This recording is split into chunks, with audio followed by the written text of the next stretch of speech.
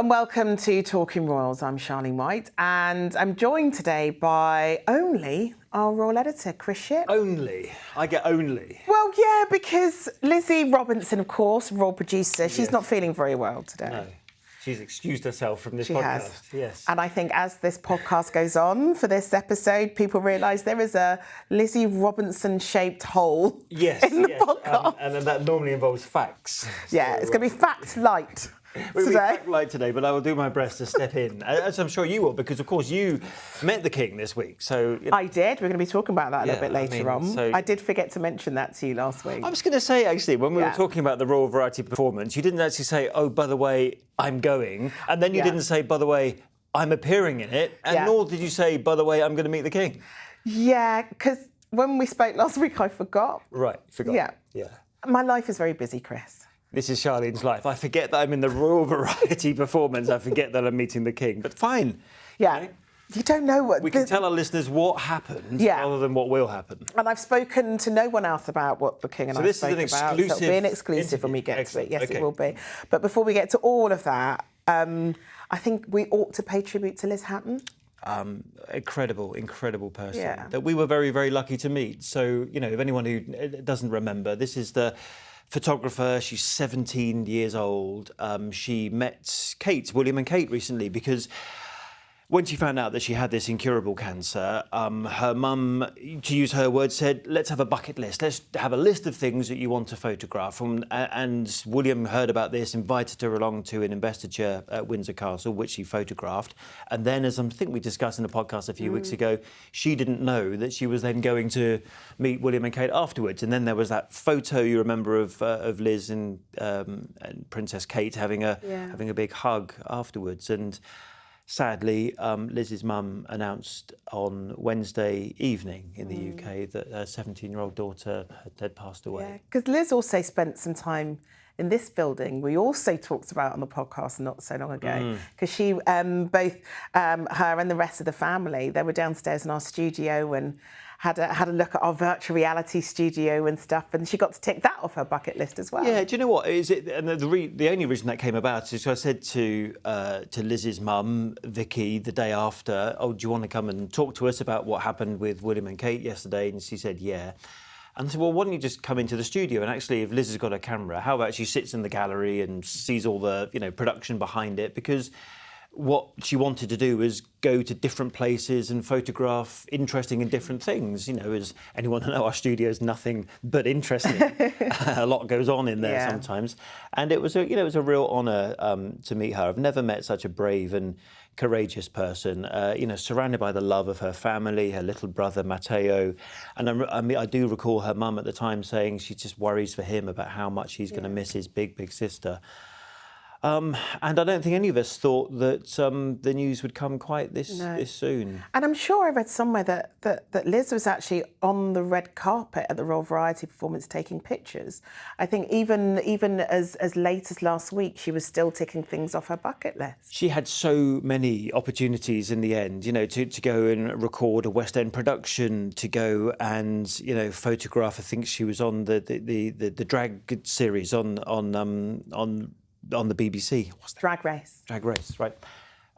She was on the Drag Race series on the BBC, got to photograph that as well. I mean, she had so many fantastic opportunities. And Liz herself said, look, they're great memories and experiences for me in the short time that I have left, but they're also memories for my family to hold on to after she's gone. So really sad. And we send all of our love to Liz's family. Yeah, and William and Kate have done as well this morning. In fact, they put out a post this morning to say that we're so sorry to hear that Liz Hatton has sadly passed away. It was an honour to have met such a brave and humble young woman. Our thoughts and prayers are with Liz's parents, Vicky and Aaron, and her brother Matteo at this unimaginably difficult time. And they sign it WNC when they do a personal message. William and Kate, or William and Catherine, is how they sign it. So, so our condolences as well to the family. And it was a real honour and a privilege to have spent a little bit of time in Liz's life a few weeks ago. Yeah, and also for us to be just a little part of that wonderful story. Yes. Yeah. Actually, her mother sent me some of the pictures that that she took in our studio earlier, and it's just nice to know that that she enjoyed that afternoon that she had here. Oh. Now we're going to move on to the news that I forgot to tell you about last week. Yeah. And you would think that what with us, doing a royal podcast, that at some point I would have told you I was doing a royal thing. Yeah, a royal thing. The royal variety performance is quite a thing, isn't it? It is. So we should rewind then. So last week we told you that the King and Queen were going, and then on the Friday it was announced that because of her reoccurring chest infection, and I can sympathise with the Queen for these kind of things. You come back to work and then you go off again for a little bit. Then it was announced on Friday afternoon that she couldn't go. So I was over at the Royal Albert Hall by that point when the announcement was made that she wasn't coming, and the choir that I was performing with, they were really quite upset and disappointed, and also quite worried about the King having to do the whole thing solo, which was also quite sweet. But I was there with Lorraine Kelly, because she has a choir called the Change and Check Choir, and it's made up of men and women who found that they had breast cancer, having been encouraged to check themselves through a campaign that Lorraine did. Well, she did a few years ago, wasn't it? She was said, look, let's talk about, put breast cancer out there and talk about it. And as a result, there were so many people up and down the country that did check themselves, and some of them subsequently found out that they did have breast cancer. And the choir released a single last year, Love Is All Around, with Marty Pellow, of course, of Wet, Wet, Wet fame. Remember very well from when it first came out. Everyone in this choir then has had cancer, or at least currently still going through. Wow. Which is just incredible. There was one member of the choir who wasn't there last week because she sadly passed away earlier on this month, which the entire choir was really devastated about, but they wanted to perform it on behalf of her as well. Right.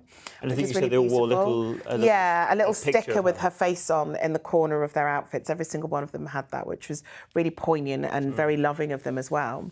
And so I was part of a group that performed with the choir. We were the finale of the Royal Variety performance. Just the finale, yes. I mean, none of us knew we were the finale until we rocked up on Friday afternoon. But so it was me, Penny Lancaster, Sally Dinevor of Corrie fame, Christine Lampard, of course I Do Loose Women with, Sean Dooley, actor, Amy Dowden of Strictly fame, and Claire Sweeney, actor who you'll know from lots of different things, including Brookside. So we performed with the choir. So I finished up here doing lunchtime news on Friday afternoon, rushed straight over into rehearsal. Then check your notes where it said, meeting with King at 19:05. That was the point at which I realised that I actually was meeting the King, and I was slightly worried about whether or not my outfit was suitable for a royal handshake. Right, OK. But I was red. It was red. Which is, like the colour of the carpet. Yes. Yes. But I did seek guidance from Christine Lampard, and she said, don't worry, Char, it'll be fine. So after we performed, as the finale, with everybody waving their hands in the air and cheering and stuff, we came off stage and we had our royal meet and greet. OK, well, before we get to that, tell me, you're stepping out on stage, and both me and you do TV from time to time. Completely different, isn't it, when you're at the theatre?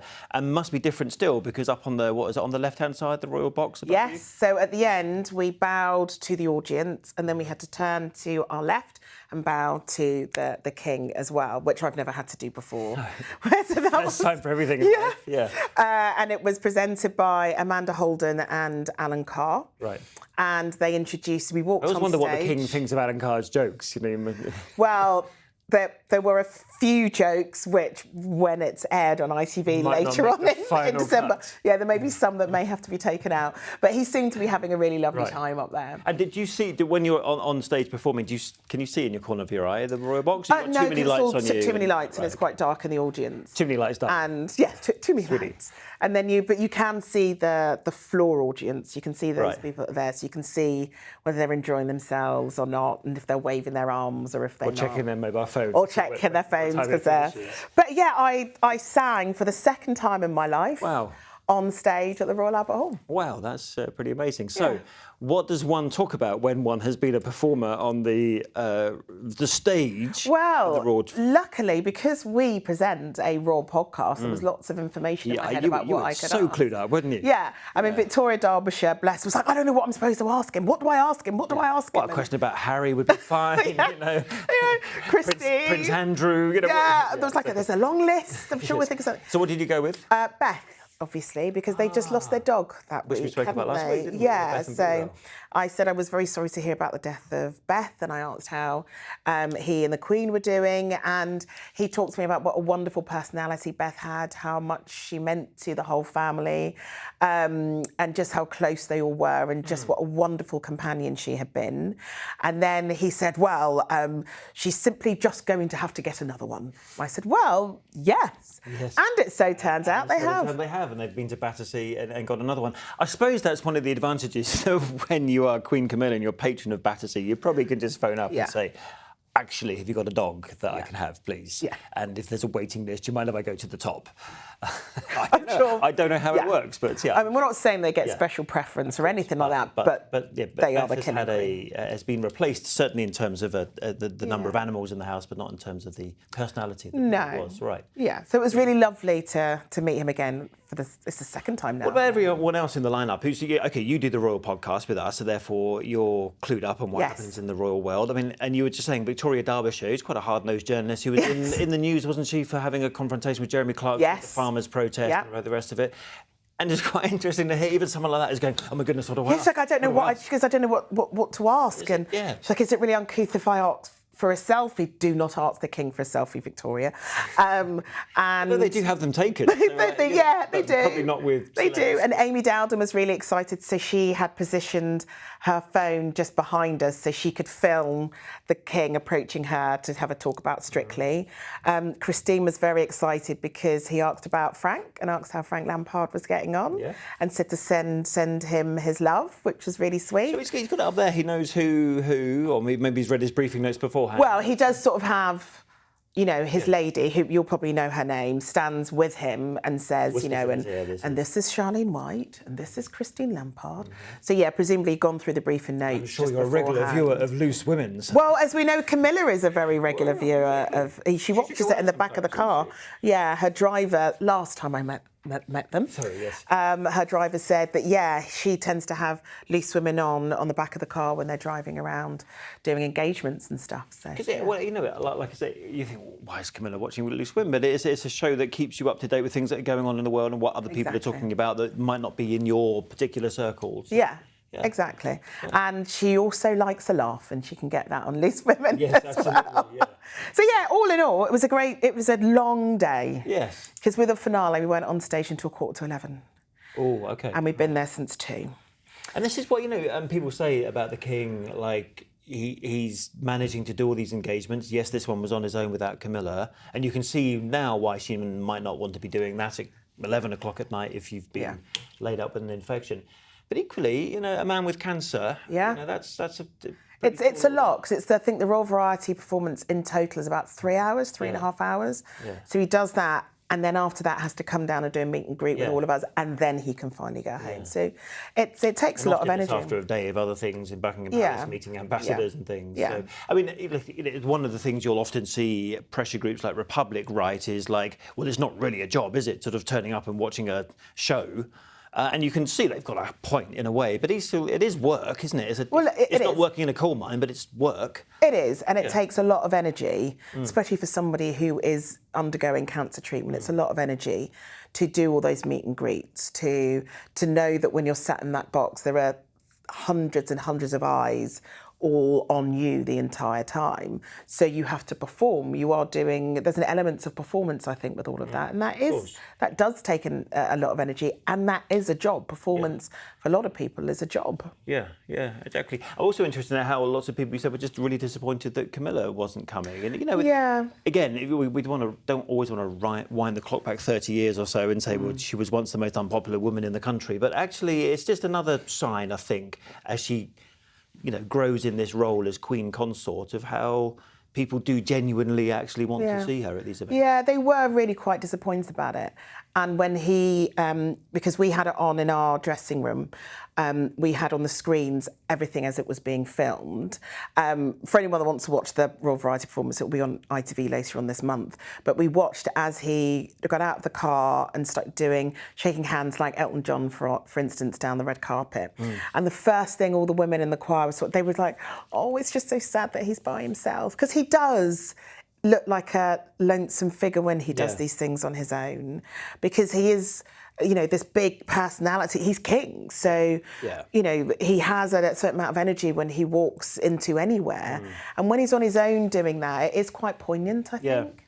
It was a bit like when we used to talk about when Queen Elizabeth in her later years, but also as Prince Philip got more and more frail, he would stop coming with her, and people used to talk about how she looked cut a lonely figure when she didn't have the support of Prince Philip. So, but then I suppose that is a natural consequence of having a slightly older king and queen, which we have. They're both in their sort of mid to late 70s. Yeah, now, so fingers crossed they'll both. Well, thanks for your first-hand experience. You're very welcome. Got any appointments tomorrow with anyone? I don't think I've got another royal appointment this week, but knowing me and my diary, I could end up checking my diary tonight, and it turns out that I do. You know what? You could go and see the Emir of Qatar, who's in London on Monday. So maybe you've. Oh gosh, a state visit next week. Yes, we've got a state visit next week. And actually, the interesting part of the state visit is that we are actually going to see the Princess of Wales taking a much fuller part in it as well. So the Emir of Qatar is here on starting the state visit on Monday, and he will arrive, and then on the Tuesday, William and Kate will actually meet him at their official residence, and then accompany him to the Horse Guards parade where they have that official welcome and inspection of the troops, and then they. Lizzie always moans when I say this. They clip cloppety back to the palace in horse and carriage, because that's kind of what it is, isn't it? And then they go in their carriages and they go back to the palace, and then they've got the state dinner, the state banquet in the evening, and all the rest of it. So, at least Kate is taking part in some of those, not all, but some of those events, which everyone always thinks is a good sign. So we'll have all of. I was about to say gossip. It's not really that. We'll have all the information, facts and figures next week, won't we? Yes. Well, hopefully the facts and figures person will return. Yeah. I mean, we did warn it was going to be low on facts and figures this week. We had first-hand experience of conversations with the king and appearing on stage and it's good juicy stuff, right? You'll probably find yourself on the red carpet at Buckingham Palace next week for the state banquet. Probably. You just haven't seen your diary. I just haven't seen my diary yet. Yeah. You've got a spot next to the Emir of Qatar, so it'd be good. Well, always a pleasure, Chris. And I know that Lizzie is listening, so Lizzie, get well soon. We can have you back in the studio next week, fingers crossed. But that's it for now. You can hear us talking royals every week by subscribing wherever you get your podcasts. And as ever, you can have a look through our back catalogue for a range of royal topics. So hopefully you'll be able to have the three of us back with you next week.